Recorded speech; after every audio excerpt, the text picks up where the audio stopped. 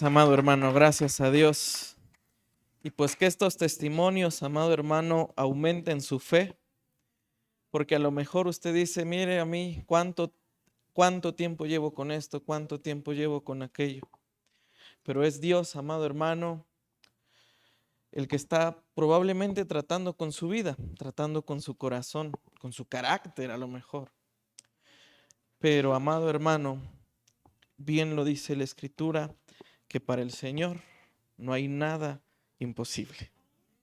Dios ha sido bueno, amado hermano. Pues tenemos hoy la agenda bastante amplia, amado hermano. Le dejo el lugar a nuestro hermano Sergio para que le comparta la palabra y participamos de la mesa del Señor. Amén. Muy bien, amado hermano. ¿Cómo está, hermano? Gloria a Dios. Qué gusto saber de sus testimonios, ¿verdad? Ahí vemos que Dios es enorme, es grande, que en su mano estamos pero perfectos. Amén. Vamos a iniciar la palabra. Tengo como 2 horas, ¿verdad? No, no es cierto. Voy a tratar de ser lo más breve posible, hermanos. Nada más les voy a pedir que no se me vayan a dormir.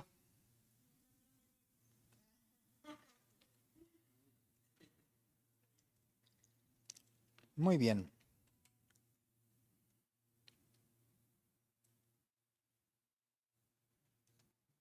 Quisiera leerles un texto acerca de la historia de José. Dice, era el propósito de Dios, ya revelado a Abraham, en Génesis 15, del 15 al 16, llevar a la familia escogida bajo la dominación extranjera hasta que haya llegado a su colmo la maldad del amorreo y Canaán esté madura para su posesión.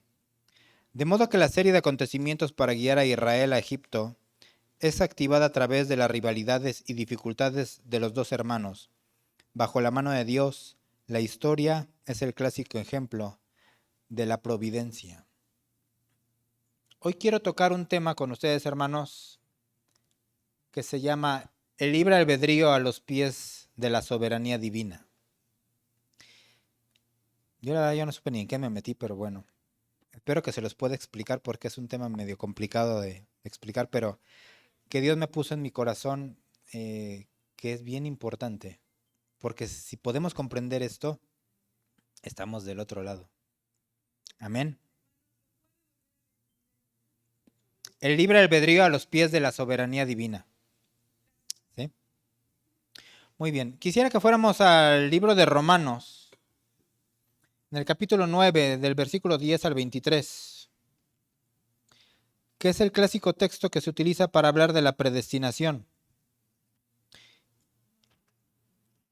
Y como nuestro pastor nos enseñó cuando estudiamos el libro de Romanos, ¿cómo entender ahora la predestinación?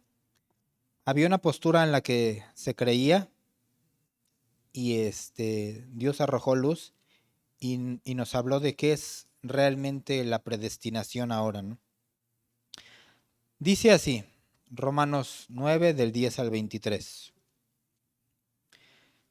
Y no solo esto, sino también cuando Rebeca concibió de uno y de Isaac nuestro padre, pues no habían aún nacido, ni habían hecho aún ni bien ni mal, para que el propósito de Dios conforme a la elección permaneciese, no por las obras, sino por el que llama.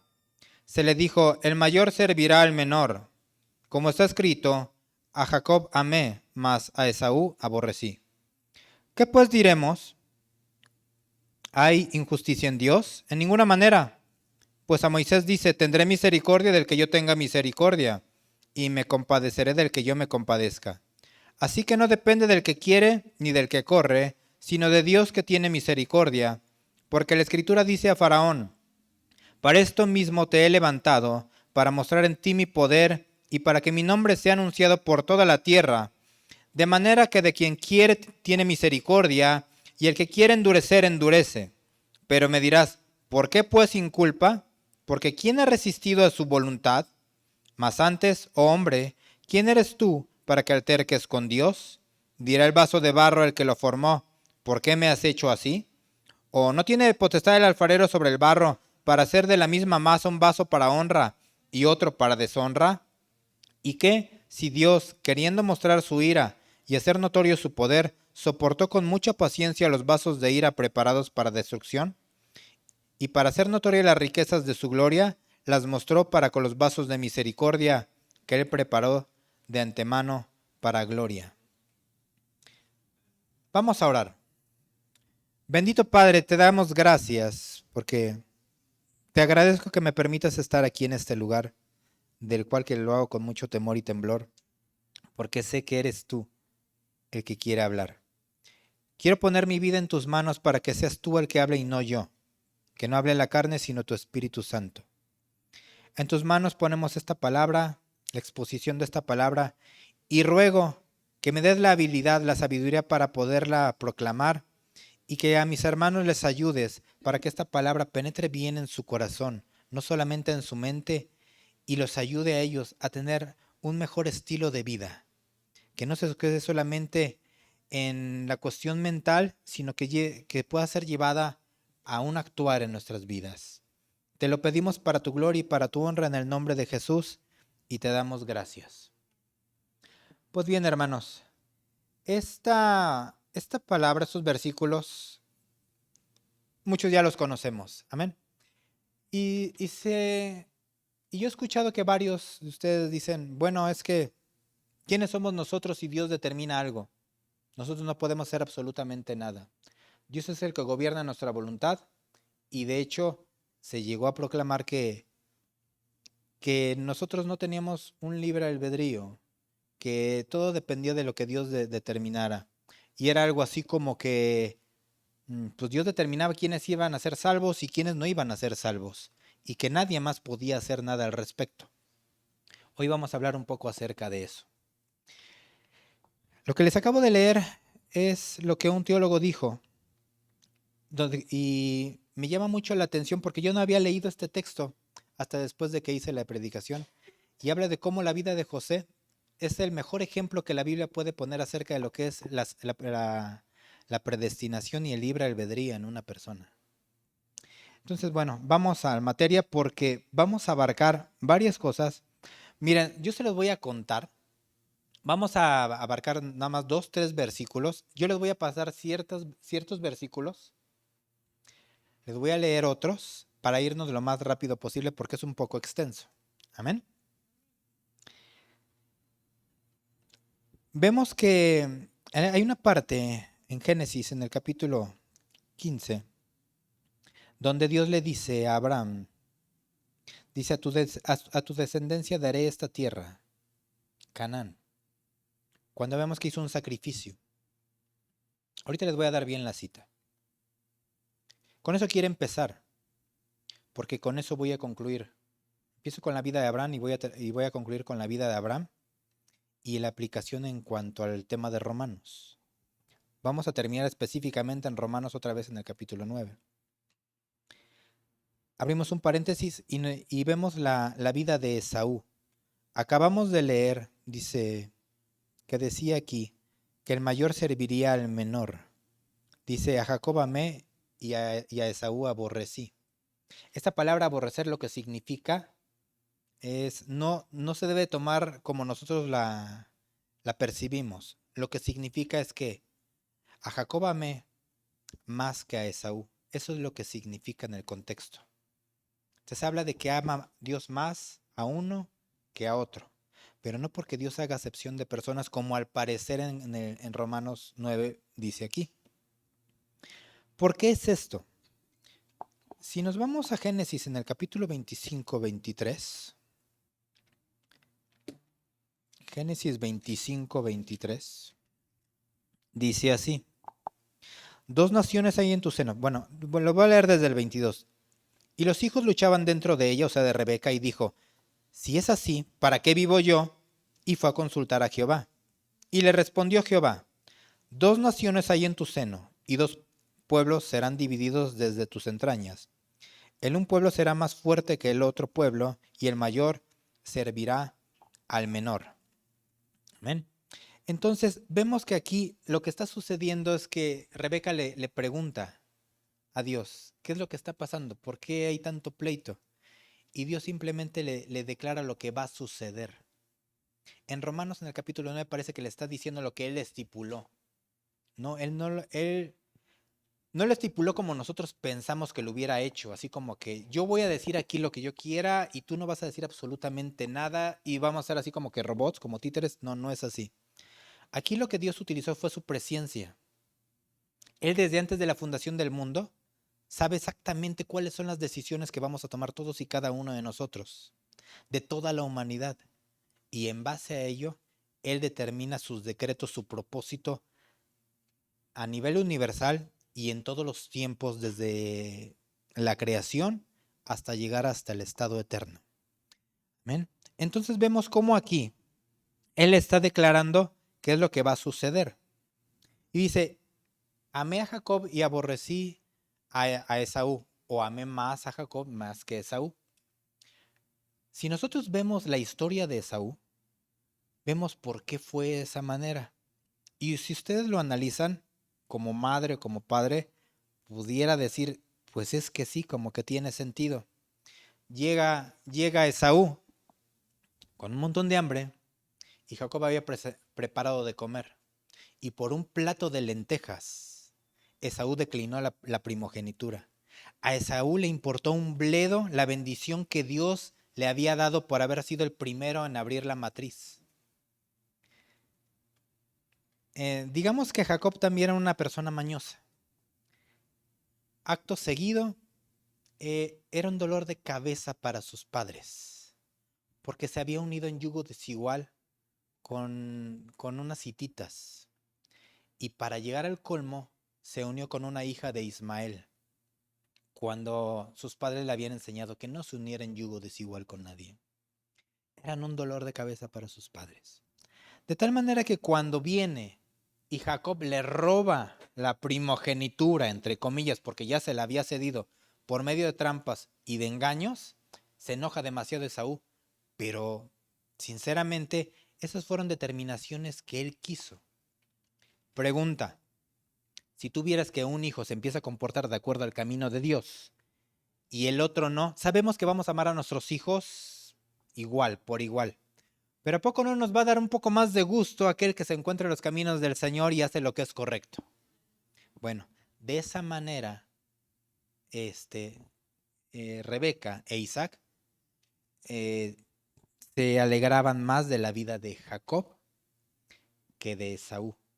Y es lo que trata de explicar el libro de Romanos acerca de Dios, que amaba más a Jacob que a Esaú. Es algo así como que amaba más al que iba a venir a través de la promesa. Esto es a Isaac en correspondencia con Ismael. Le dijo, no es que vaya a desechar a Ismael, Ismael va a ser un grande, pero la bendición es a través de Isaac. Y la bendición descendió después a través de Jacob, aunque Jacob utilizó una treta, una artimaña para llegar a ello. Para que Dios cumpla su decreto, utilizó la decisión fraudulenta de Jacob y de Rebeca. Vamos a ver cómo a lo largo de la historia Dios ocupa todo lo que nosotros decidamos, sea bueno o sea malo, y a Dios no se le va a salir nada de las manos. Vamos ahora a la vida de José. ¿Cómo empieza la vida de José? José nació y ya había crecido, tenía 17 años. Y José se encargaba de ir a acusar a sus hermanos con su papá. Fíjate que mis hermanos así, así, así, así. ¿Qué creen que pensaban los hermanos? Lo detestaban a más no poder porque era la chiva de la familia, ¿no? A eso le vamos a sumar la decisión de que Jacob tuvo la gran idea de bendecirlo. ¿Por qué? Porque lo había tenido en su vejez. Era el hijo, el primogénito de la esposa a la que más amaba, de Raquel. Y de hecho José se cree que se parecía muchísimo a Raquel. Hay por ahí un texto donde habla al respecto de cómo era físicamente. Y habla de que esas mismas palabras, esas características las tenía Raquel. Entonces cada vez que veía a José, veía a su amada esposa. Y él dice, le voy a fabricar una túnica de colores. Se habla de que esta túnica de colores era especial. No cualquiera la portaba y tenía que ver como con un símbolo de realeza, como con como con un símbolo de distinción. De tal manera que los hermanos le empezaron a ver y dijeron, y como que ya nos imaginamos por dónde va la cosa, como que nosotros aquí ya no pintamos para nada. ¿Y esto qué creen que engendró en la vida de sus hermanos? Envidia exactamente, coraje. Jacob poco a poco trataba de instituir a José como el primogénito. Recordemos que Rubén, en la decisión que él tuvo, se le ocurrió la maravillosa idea de meterse con una de las mujeres de Jacob y lo destituye de la primogenitura. Después viene Simeón y Leví. Cuando fue la violación de Dina, su hermana, ellos se desquitaron de una manera exacerbada y mataron a toda la población de Siquén con una ira increíble, y Jacob se lo recriminó y le dijo, es que ustedes me han hecho odioso a toda la población de Siquén y no nos la vamos a acabar. Se enojó tanto que también los destituyó. Era Rubén el primero, después era Simeón y luego Leví, hijos de Lea. En este orden venía digamos que la primogenitura. Seguía el número 4, Judá. Judá era el posible primogénito y por medio del cual iba a venir la bendición. Pero al empezar a hacer Jacob esto, empezaba a declarar como que el primogénito iba a ser José. José, el hijo predilecto de Raquel, a quien más amaba, le entrega la túnica. Vemos que le entrega la túnica, vemos cómo iba de chiva con su papá. Ya los tenía como que hasta acá. Y para colmo, José tenía una característica, tenía un potencial, un don, que era el de los sueños. Los sueños de José muestran el designio divino en su soberanía. El designio de Dios estaba vinculado a la elección de Jacob y eso llevó a decidir a sus hermanos de José a aborrecerlo.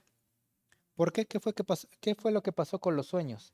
Dice, yo soñé, ¿qué creen, hermanos? Yo soñé que atábamos manojos. Dice, y resulta que yo estaba al centro y los 11 manojos se inclinaban hacia el manojo central y dicen, ah, mira nada más, o sea que nosotros nos vamos a postrar ante ti. Pues sucede que fue más el coraje. Dice, pero tengo otro sueño. Dice, he aquí que la luna, el sol, la luna y las estrellas daban a entender que le rendían pleitesía, en este caso a José. De hecho, Jacob se enojó mucho y lo reprendió. Entonces vemos cómo cada quien tiene un designio, cada quien piensa algo y entonces conspiran para matarlo, como dice en Génesis 37:18. Génesis 37:18 dice, cuando ellos lo vieron de lejos, antes que llegara cerca de ellos, conspiraron contra él para matarlo. Ese era el nivel de ensañamiento que ellos tenían. José no había hecho nada más que declarar lo que Dios le había dicho. Dios le dice algo, él simplemente lo declara. Jacob, pues digamos que comete un error por empezar a hacer acepción de personas y pone solito a José para que los demás lo odien. No sé si a ti te ha pasado eso con tus hermanos. Conspiran para matarlo.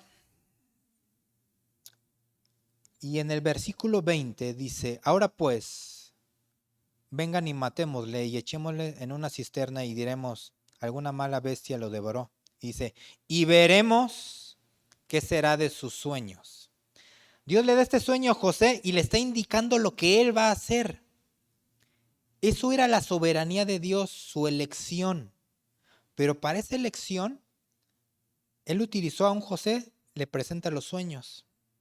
En esa elección, también permite que la voluntad de Judá y de los demás sea matar a José. Y vemos cómo se empieza a urdir toda la trama. Recordemos cómo iniciamos. Dios le dijo a Abraham, a ti te voy a dar, a tu parentela te voy a dar esta tierra, pero te la voy a dar a su tiempo. Uh-huh. La tierra de Canaán. Dice Judá, vamos a ver qué pasa con sus sueños. Claro que la voluntad de Dios, el decreto de Dios se va a hacer sí o sí. De hecho, se me olvidaba comentarles. El texto en Romanos en el capítulo 9, que habla de la elección, de la predestinación, esa palabra en griego significa decreto. Dios es el único, nuestro pastor nos ha enseñado eso, que Dios es el único que puede decretar. De ahí nadie, ningún ser humano puede decretar, solamente Dios. Hay para ahí un texto que dice que Dios llama a las cosas que no son como si fueran. Y por ahí a John Paul Guichot en su libro La Cuarta Dimensión se le ocurrió la maravillosa idea de decir que nosotros, como somos sus hijos, también nosotros podemos decretar, que es lo que hacen muchos pastores al día de hoy. Nosotros no tenemos esa capacidad. Estamos bajo la poderosa mano de Dios y sus decisiones. Amén. Dice, Dios utilizó la decisión de Judá para dirigir a José a su destino en Egipto. ¿Cómo? Por medio de la venta de José. Él determina venderlo como esclavo. Dice, ¿saben qué? No lo vamos a matar, lo vamos a vender. ¿Pero quién fue el que dijo eso? El que seguía en orden de sucesión para la primogenitura. Ya había un choque. Judá estaba celoso. Y digo, sobre Judá sí vino la bendición, pero también vino la bendición sobre José. ¿Saben por medio de quién? De su hijo Efraín. Y vemos que la población de Israel se dividió en dos, el reino del sur y el reino del norte. Uno era por Judá y el otro era por Efraín. Dios amaba a los dos, aunque sabemos que el Mesías provino a través de Judá.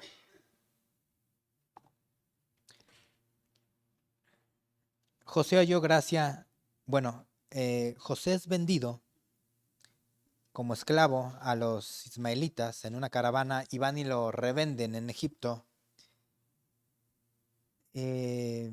José no había hecho nada. A veces tú puedas preguntarte, pero si yo no hice nada, ¿por qué me está pasando todo esto? Porque tenemos que entender que Dios nos mete a un desierto y a una prueba porque quiere fortalecer nuestra fe. Y esto es para cumplir su propósito de Él. Porque ¿qué dice la Escritura? Que para los que amamos a Dios, todas las cosas operan para bien. Esto es a aquellos que fuimos llamados conforme a ¿qué? A su propósito.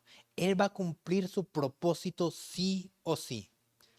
El que Dios sea soberano es que Él va a hacer lo que Él quiera, en el momento que Él quiera, de la manera que Él quiera. Sí o sí. Él lo va a hacer así.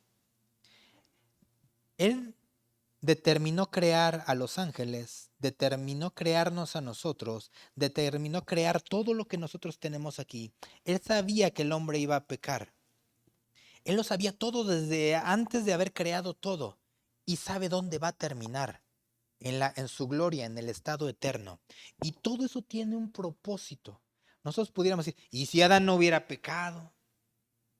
Pero si yo hubiera hecho esto, si yo hubiera hecho aquello, Dios utiliza todo, las buenas decisiones, las malas decisiones, las personas que lo aman, las personas que no lo aman, pero no es porque Dios esté manejando como títeres a los seres humanos, sino que Dios utiliza las decisiones de todos y cada uno de nosotros. Entonces, vamos ahora a Génesis 39, en el versículo 4. Vemos que José es vendido y lo adquiere Potifar, el capitán de la guardia. José entra a la corte. Dice, así halló José gracia en sus ojos. ¿De quién? De Potifar. Y le servía. Y él le hizo mayordomo de su casa y entregó en su poder todo lo que tenía. Entonces vemos cómo, a pesar de, Dios estaba con José, aunque pareciera que no estaba. Todas las decisiones de todos y cada uno de estas personas que intervinieron estaba llevando a José a hacer el propósito de Dios. Entra aquí y Dios le da gracia.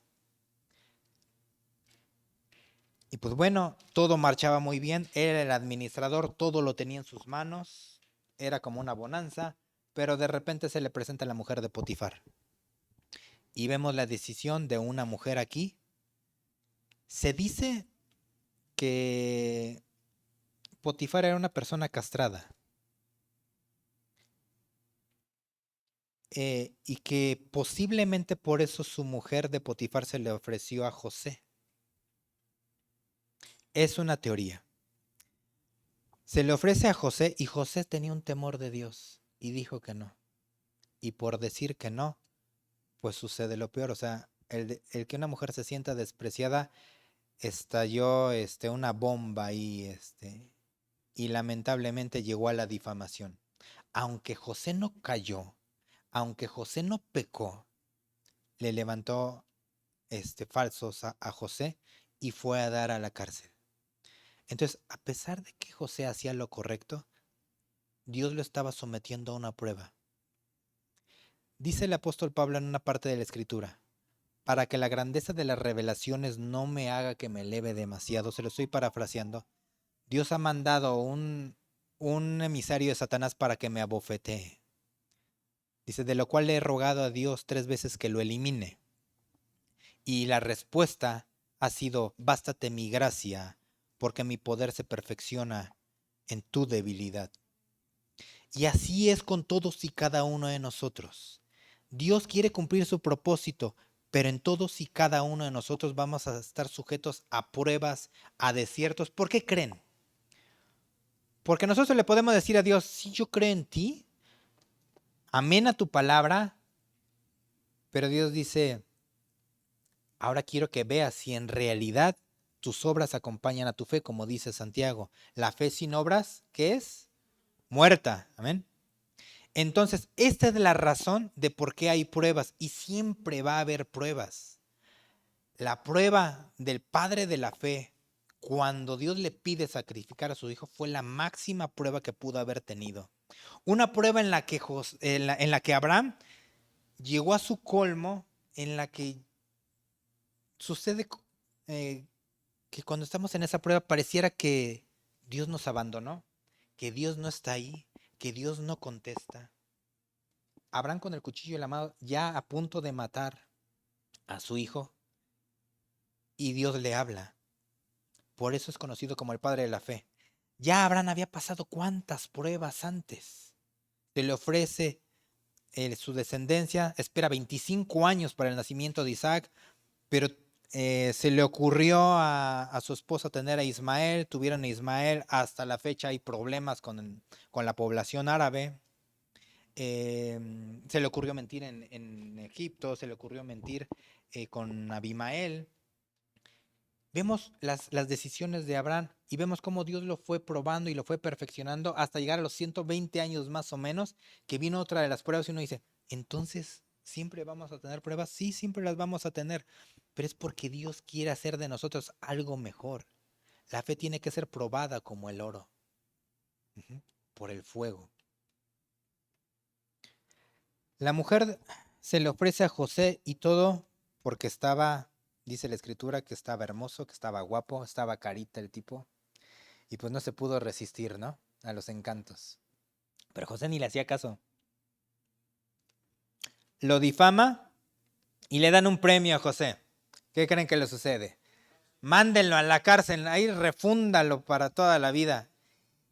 Y dicen los teólogos que le fue light, porque lo tuvieron que haber decapitado. ¿Sí recuerdan lo que le pasó al panadero? Lo decapitaron. Y era una corte real. Tenían que haberlo decapitado. Dios en su gracia no lo permitió. Fue a parar a la cárcel. Entra más profundo a la prueba. Pero dice la escritura en el 39:21. Pero Jehová estaba con José y le extendió su misericordia y le dio gracia en los ojos del jefe de la cárcel. Por un lado podemos ver que Dios le daba gracia, pero yo también entiendo otra cosa. Dios en su soberanía le da gracia a una persona. Así se lee. Pero si leemos por el lado humano, yo estoy completamente seguro que José había entendido algo clave, y es lo que dice un proverbio: ata la misericordia y la verdad, y hallarás gracia y buena opinión delante de Dios y delante de los hombres. Amén. Entonces José era una persona temerosa de Dios. Entonces vemos cómo en el libre albedrío nosotros podemos atar la misericordia y la verdad. Y Dios en su soberanía decir, yo te voy a dar gracia. Pero aquí se involucran las dos voluntades. Pero Dios las tiene sincronizadas de tal manera que es increíble, es maravilloso. Y solamente un Dios tan poderoso como el nuestro puede orquestar todo. Y no hay nada que se le salga de las manos. A Dios no se le estaba saliendo de las manos. Al contrario, dijo, José tiene que estar en la cárcel.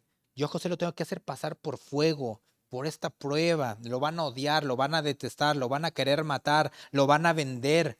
Va a ser el mayordomo ahí en la corte de Egipto, apartado de sus hermanos, apartado de sus padres, sufriendo. Y para colmo lo voy a llevar a lo más profundo, al cepo, a la cárcel.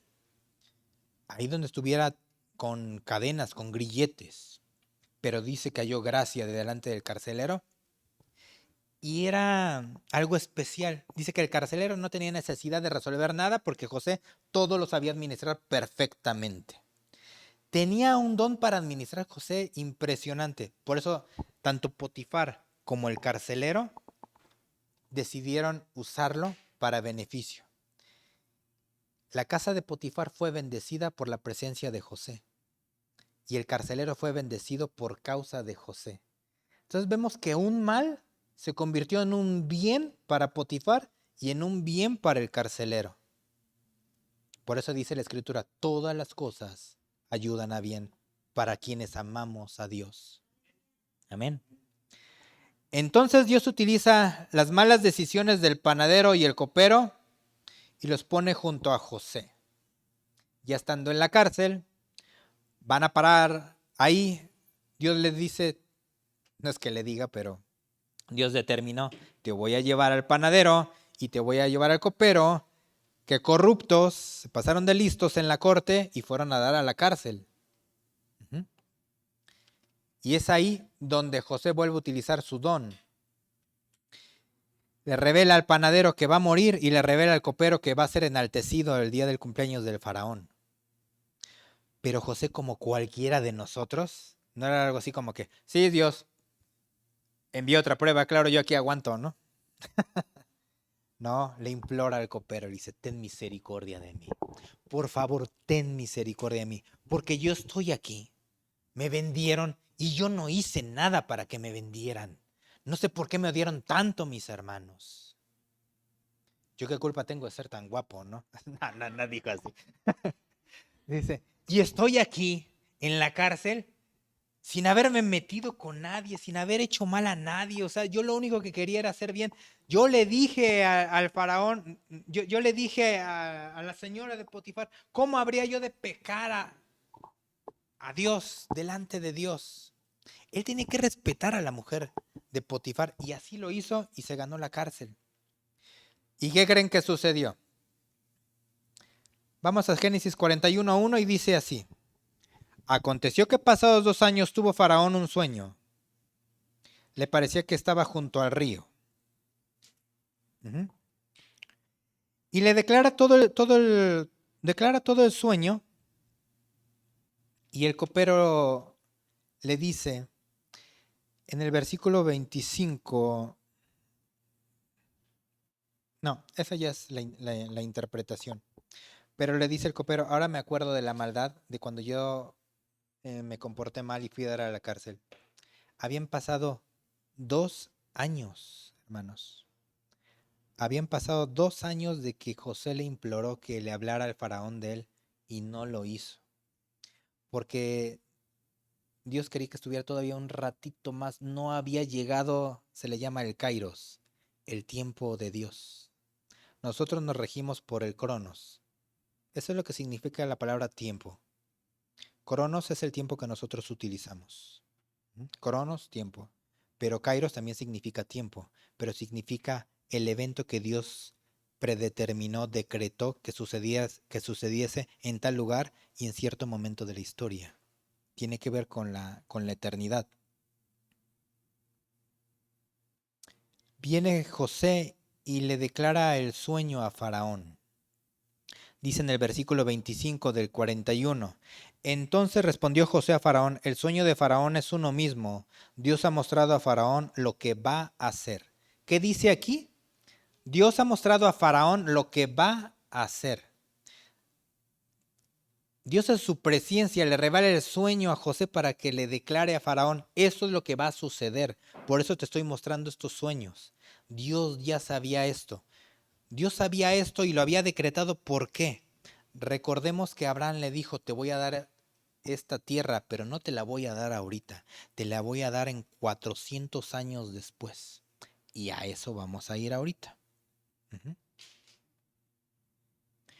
José tenía un don para recibir sueños y para interpretarlos. Los sueños lo llevaron al desierto y los sueños los llevaron a la cima. Los dones que Dios nos da sirven para ambas cosas. Los sueños, los dones, los talentos nos pueden llevar para que Dios nos aplaste y nos humille cuando no estamos listos, cuando somos soberbios, cuando somos orgullosos, cuando nos sentimos autosuficientes. Primero Dios trata con nosotros, porque dice la Escritura que el que se enaltece, Dios lo va a humillar. Y puede ser que no nos enaltezcamos, pero Dios dice: yo tengo que preparar en ti un corazón, porque tú vas a ser ese vaso de barro del cual habla en Romanos en el capítulo 9, que pueda contener mi gloria.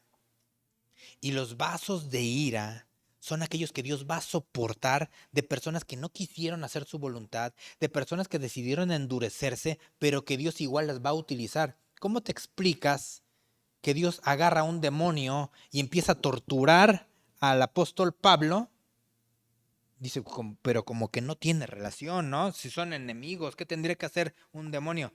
Porque en la soberanía de Dios, Dios puede utilizar un demonio no para destruir al apóstol Pablo, sino para que le genere una cierta molestia y lo mantenga humilde. Pasa como con Job. Satanás, uno puede decir: no, es que Satanás, es que el enemigo nos puede hacer esto, el otro, aquí y allá. Es muy poderoso. Satanás no es tan poderoso. Recordemos que a Satanás un solo ángel lo va a encadenar antes del milenio. Cuando se presenta Satanás delante de Dios, le dice, le presume a Job. Le dice: pues claro que sí, te adora porque pues lo has acercado a él y a todas sus cosas. Dice: pero quítale todo y vas a ver cómo no blasfema. Dice: he aquí, yo te permito que lo toques. No toques su persona. Su persona no la vas a poder tocar. O sea, Dios frenaba, Dios sabía hasta dónde. Y eso es parte de los decretos de las decisiones divinas. Entonces aquí vemos cómo Dios en su presencia le dice a José para que le revele el sueño a Faraón. En el propósito de Dios, José pasó por 13 años de proceso a fin de perfeccionar su vida para cumplir con su decreto, o sea, la predestinación. Eso es predestinación. 13 años pasaron. Tenía 17 años José cuando empezó todo esto de la túnica y que empezó con los sueños, a utilizar los dones, los talentos. Y tardaron 13 años fue la prueba, 13 años fue el desierto. Pero como dice la Escritura: te hice pasar por este desierto grande y espantoso, donde había escorpiones y serpientes ardientes. Dice: para la postre hacerte bien, porque todo opera para bien. Amén. Entonces, de ser esclavo pasa a ser el primer ministro en Egipto, el segundo después de Faraón. Para que nos demos una idea, ustedes recuerdan, ustedes saben que en Inglaterra hay primer ministro. Por ejemplo, Winston Churchill fue el primer ministro en Inglaterra en la Segunda Guerra Mundial. Margaret Thatcher fue otra primer ministro. Así al día de hoy hay un primer ministro. Es quien toma todas las decisiones, pero la reina es la que le dice más o menos como por dónde. Dice: no te puedes pasar. Pero le encarga toda la nación. Entonces Faraón le encargó toda la nación a José. Entonces vemos cómo José lo ponen hasta arriba. ¿Para qué? Vamos a ver para qué. se desata una gran hambre y los hermanos, Jacob manda a sus hijos por provisiones a Egipto. Y el que administraba todo esto era una persona sabia, que era José.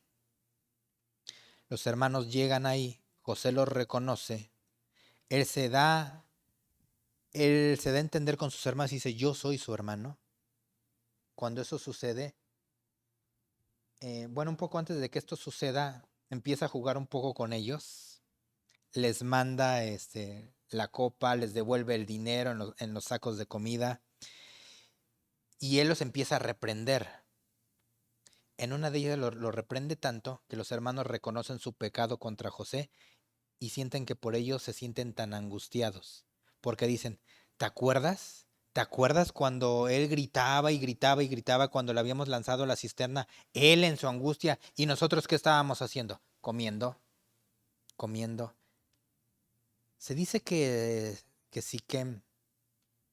Simeón y Leví, juntamente con Judá, ya se habían endurecido tanto por la masacre que habían hecho en Siquem, que ya no les importaba derramar sangre.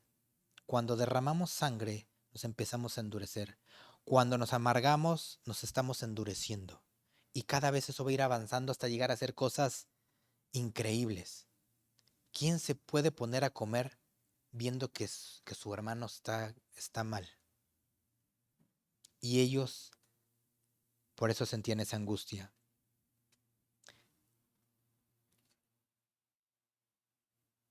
¿Dios coercionó a alguien en toda esta historia? ¿Dios manipuló a alguien en esta historia?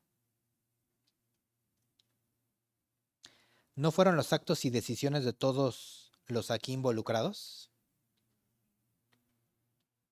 Vemos cómo se genera una sinergia entre el libre albedrío y la soberanía divina.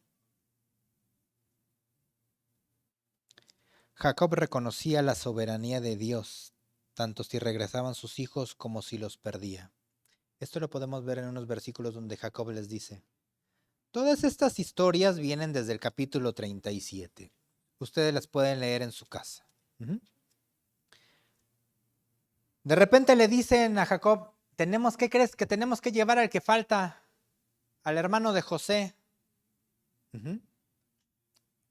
al pequeñito. Y si no lo llevamos, no nos van a dar comida. Y dice, no me hagan esto, porque si ustedes se lo llevan, ya perdí a uno, voy a perder a otro. Dice, pero sea, es que lo tenemos que llevar. Dice, pues sea. Y si Dios ya no me los devuelve, y si Dios me los devuelve, ahí está. Jacob sabía que él dependía completamente de Dios. Todo lo que ella había pasado lo ayudaba a ver quién era Dios y que todo lo tenía bajo control.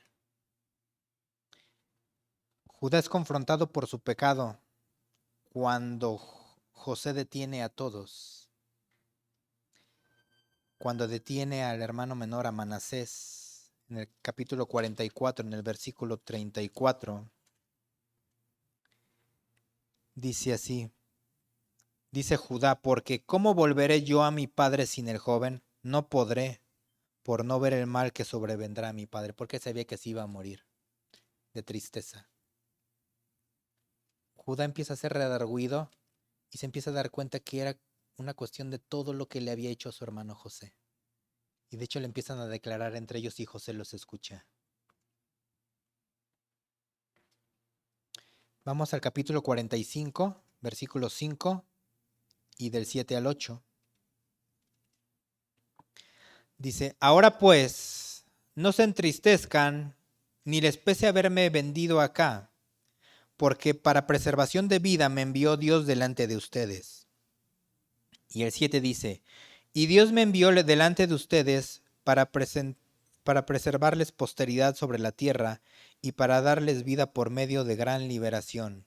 Así pues, no me enviaron acá ustedes, sino Dios, que me ha puesto por padre de Faraón y por señor de toda su casa y por gobernador en toda la tierra de Egipto. ¿Ustedes creen que José podía entender todo esto en medio de todo lo que pasó? Lo entendió al final, cuando ya era el primer ministro. cuando se presentaron sus hermanos, cuando se desató la gran hambruna y les dijo, no se sientan mal. Sí, obraron mal y todo, me vendieron, me detestaron, me odiaron, me quisieron matar. Aquí me quisieron matar, me quisieron hacer la vida de cuadritos, me mandaron a la cárcel. Yo no hice nada. Dice, pero todo esto se conjuntó. Todas y cada una de las decisiones de los que aquí estaban involucradas se conjuntaron para hacer la voluntad de Dios, que dice aquí, que era para preservar la posteridad de la familia de Jacob. Y esto vemos que ya había sido predestinado antes. Dios ya lo había dicho. Dice, vamos a Hechos en el capítulo 7, en el versículo 17, donde también habla de la vida de José. Si tú quieres saber más de la vida de José, no solamente se encuentra en estos capítulos de Génesis, sino en el Salmo 105 y en Hechos en el capítulo 7.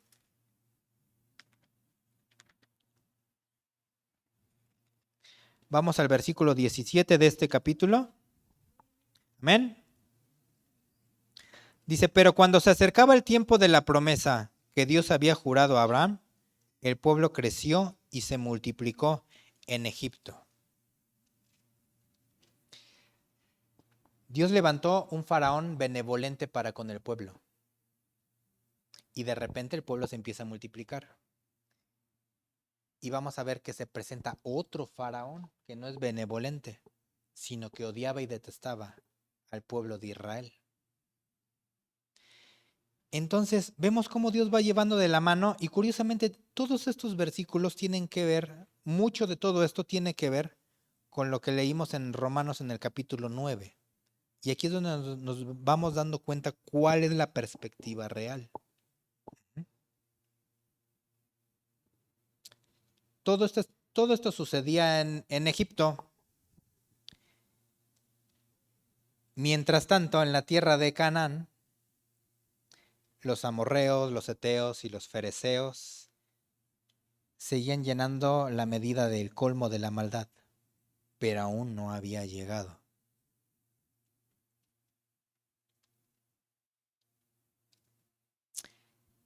Vamos a Génesis en el capítulo 15.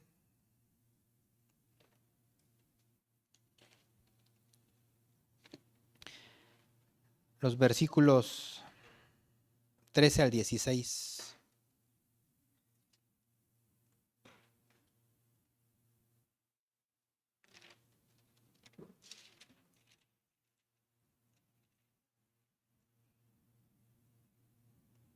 Amén. Dice, entonces Jehová dijo a Abraham, ten por cierto que tu descendencia morará en tierra ajena, y será esclava allí, y será oprimida durante 400 años. Bueno, porque para esto la promesa tenía que ver con lo que dice aquí en el versículo 18 y 19 y 20. En aquel día hizo Jehová un pacto con Abraham diciendo, a tu descendencia daré esta tierra, desde el río de Egipto hasta el río grande, el río Éufrates, la tierra de los ceneos, los ceneseos, los cadmoneos, los heteos, los fereceos, los refaitas, los amorreos, los cananeos, los gergeseos y los jebuseos. Pero dice, pero no te la voy a dar ahorita, te la voy a dar en 400 años. Dice, y tu descendencia morará como qué, como qué dice aquí, como esclava. Serán esclavos. O sea, ya la voluntad de Dios era llevar a su pueblo a la esclavitud, llevar a su pueblo al desierto, llevar a su pueblo a la prueba. ¿Y por quién empezó? Por José. Y José fue una bendición, pero después eso se empieza a hacer feo otra vez. Es otra prueba. Dice, mas también a la nación a la cual servirán, dice, yo la voy a juzgar y después saldrán con gran riqueza. Esto también se cumplió. Cuando salieron en el Éxodo, pidieron plata, oro y vestidos a sus vecinos y salieron con gran riqueza. Dice, y tú vendrás a tus padres en paz y serás sepultado en buena vejez. Dice, en la cuarta generación volverán acá, porque aún no ha llegado su colmo la maldad del amorreo hasta aquí. Entonces te das cuenta cómo Dios ya había predeterminado todo, cómo Dios ya había decretado todo. Eso fue lo que le dijo a Abraham. Dijo, te voy a dar esta tierra. Y Abraham, pues bueno, está bien, ya dámela. No, no te lo voy a dar ahorita. Porque sería despojar a gente que no merece ser despojada. Estos cuatitos que están aquí, que no me aman, cada vez se van a hacer peores y peores y peores. De tal manera que ellos van a cosechar el nivel de su maldad. Por eso habla de que llega hasta el colmo. Pero eso va creciendo poco a poco. Las personas no se hacen secuestradores o asesinos de la noche a la mañana. Son niveles de maldad que se van haciendo poco a poco, poco a poco. Una persona que mata a su padre, a su madre o a sus hermanos, o que se mete con sus hijos sexualmente hablando, no es algo que surge de la noche a la mañana, es algo que se da gradualmente.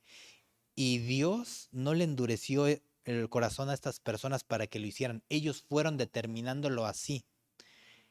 El pueblo de Canaán lo fue determinando así. Y cuando llegó a su colmo, entonces vino un juicio. Dios lo único que hace es que Él en calidad de juez tiene la balanza.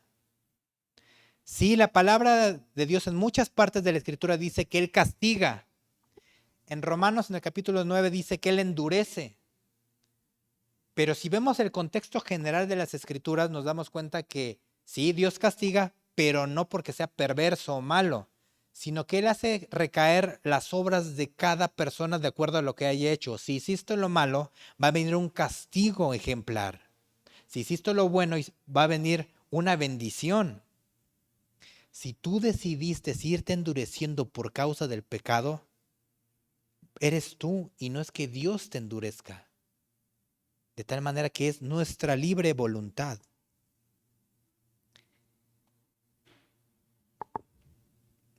Vamos a Hechos nuevamente en el capítulo 7, versículo 18 al 23.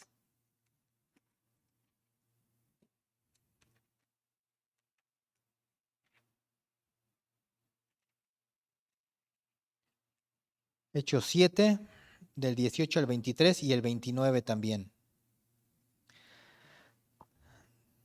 Dice así, amén, ¿ya lo tienen?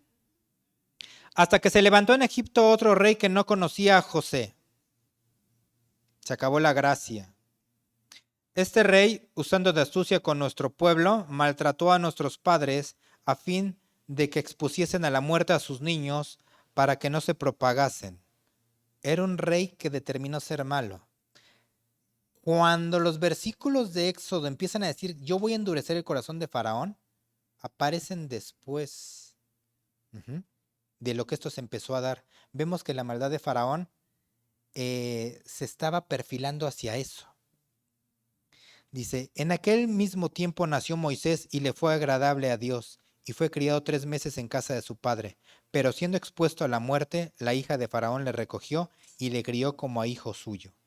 Y fue enseñado Moisés en toda la sabiduría de los egipcios, y era poderoso en sus palabras y obras. Cuando hubo cumplido la edad de 40 años, le vino al corazón el visitar a sus hermanos, los hijos de Israel. Y el versículo 29 dice, al oír esta palabra Moisés huyó y vivió como extranjero en tierra de Madián, donde engendró 2 hijos. Se empieza a endurecer y Dios le preserva la vida a Moisés, porque Jocabet, su madre, decide ayudarlo y termina siendo instruido, ¿dónde creen? En la corte de Faraón, o sea, del enemigo. Y dice que Moisés era poderoso en palabras. José no era la persona temerosa. Pero Moisés es también sometido a una prueba durante 40 años hasta que quedó casi nada de él. Y le dijo, yo no sé hablar. Pero Dios le dijo, pero yo voy a ir contigo. Y vemos cómo Dios empieza a manifestar en Éxodo, en varios capítulos de Éxodo a través de las plagas. Dice, yo voy a endurecer el corazón de Faraón. Yo voy a endurecer el corazón de Faraón.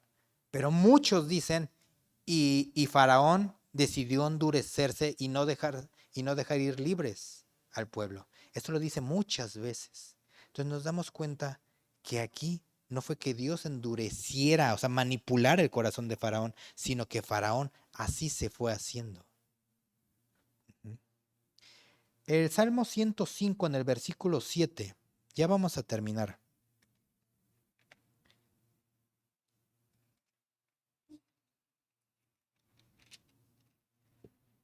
Dice así.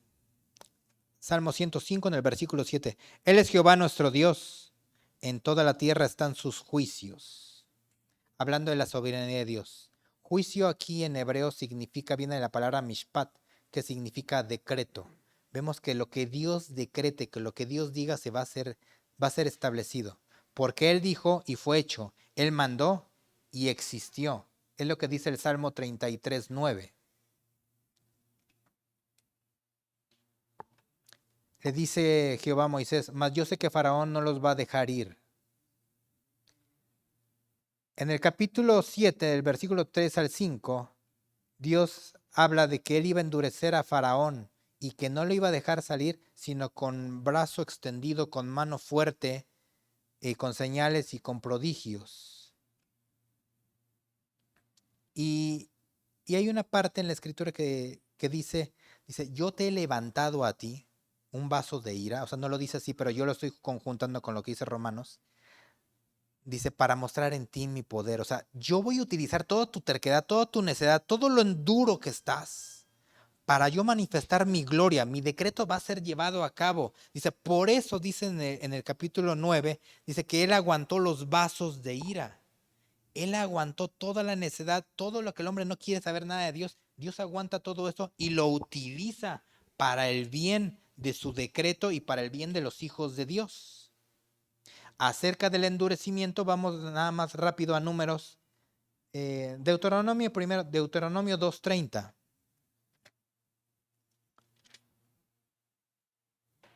Dice así: mas Seón, rey de Hesbón, no quiso que pasásemos por el territorio suyo, porque Jehová su Dios había, ¿qué? Endurecido su espíritu y obstinado su corazón para entregarlo en tu mano como hasta hoy. Aquí vemos que parece que es Dios, pero si ahora vamos a números 21-23, números 21-23 dice lo siguiente: mas Seón no dejó pasar a Israel por su territorio, sino que juntó Seón todo su pueblo y salió contra Israel en el desierto y vino a Jaza y peleó contra Israel. El pueblo quería pasar y dice, déjanos pasar, y dice, no vas a pasar. ¿De quién fue la decisión? Fue de Seón. Pero en el otro versículo parece que Dios dice como que le está manipulando el corazón. Es para que podamos entender por qué dice que él endurecía. En Isaías, hablando del endurecimiento, en Romanos capítulo 11, versículo 7 dice, Dios endureció ¿a quién? A los judíos. Porque desde el capítulo 9 en adelante, hasta llegar al 11, habla de cómo los judíos no quisieron saber nada del Mesías. Se endurecieron, no reconocieron a su Mesías. Y fueron desechados porque iban tras la justificación a través de las obras y no a través de la fe. Entonces, por eso se empieza a hablar todo esto. Vamos a Isaías al capítulo 6 del versículo 9 y 10.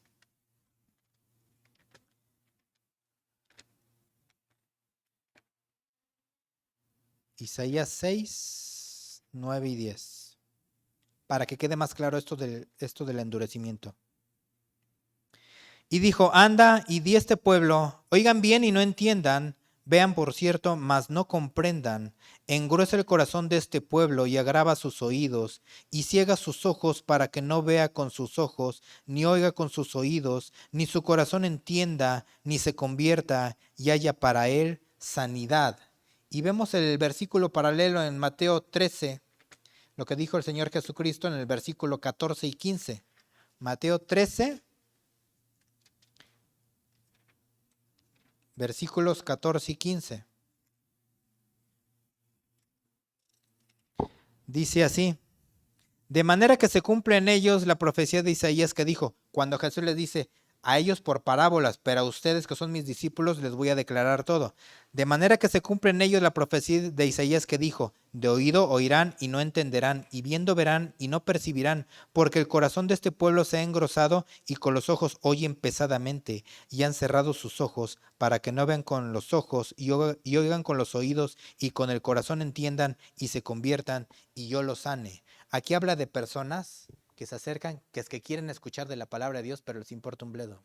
Y se empiezan a endurecer. De personas que se les hace fácil empezar a practicar el pecado y cada vez se endurecen más. Y no es tema de que Dios los endureció. Y no es que Dios no les quiera manifestar sus bendiciones, sino que ellos son los que no quieren y se endurecen y no alcanzan a entender. Entonces, hablando del endurecimiento, ¿sería macabro decir que Dios está manipulando seres humanos?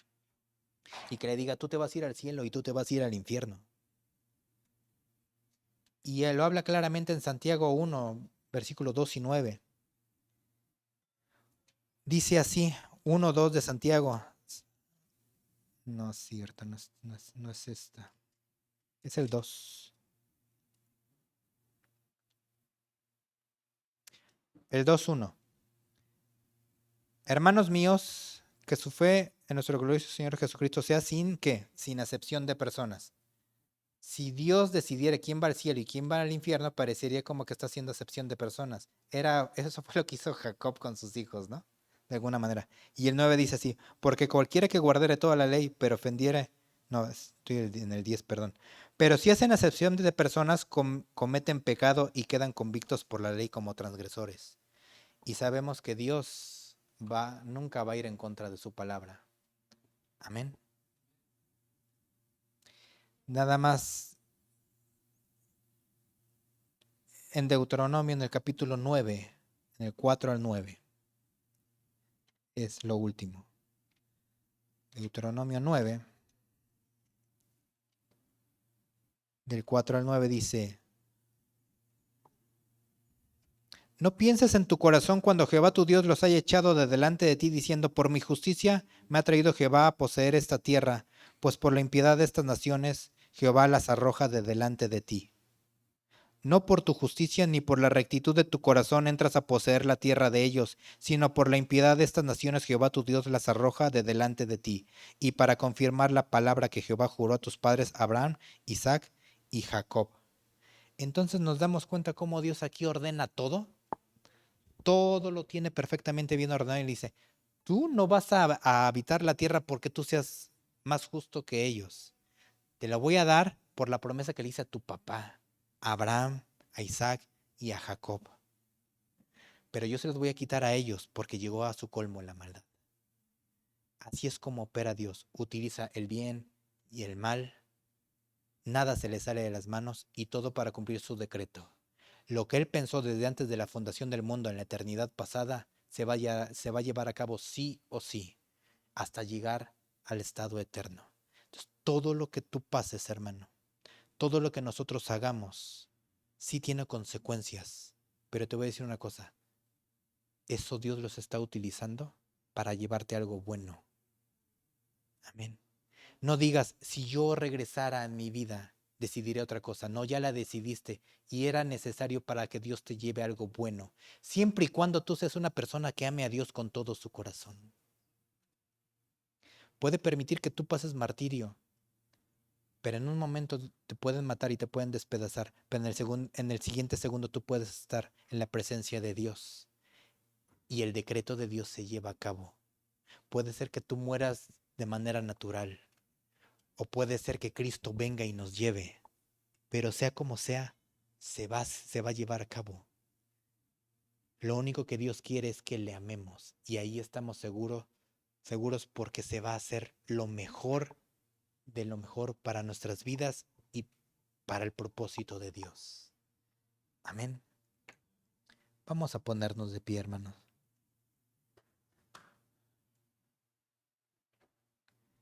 Porque dice la Escritura que para los que amamos a Dios, todas las cosas operan para bien.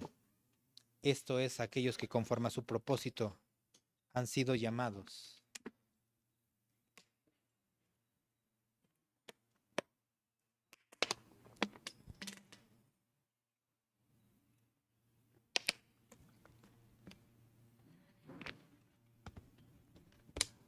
Cierra tus ojos. Levanta tus manos. Medita en lo maravilloso que es que estamos en las manos del Señor. ¿Quién sabe qué problema tengas? Dios lo sabe. Y Dios ya sabía que ibas a pasar por esto. Y sabía que ibas a tomar una mala decisión, una pésima decisión. Pero créeme, a Dios no se le sale de las manos. De repente podemos decir, con razón me pasó esto o aquello. Ahora entiendo por qué pasé por este desierto. Ahora entiendo por qué pasé por esta enfermedad. Ahora estoy más firme y ahora puede Dios utilizarme. Ahora entiendo por qué no tenía dinero, por qué no tenía trabajo. Ahora entiendo por qué me divorcié, a pesar de que yo no me quería divorciar. Porque para los que amamos a Dios, todo opera para bien. Porque estamos en su mano, en el hueco de su mano. Y su decreto, su voluntad va a ser hecha. Y esto es lo que nos da certeza, eso es lo que nos da esperanza, eso es lo que nos llena de alegría, de paz. Estando con Él lo tenemos todo.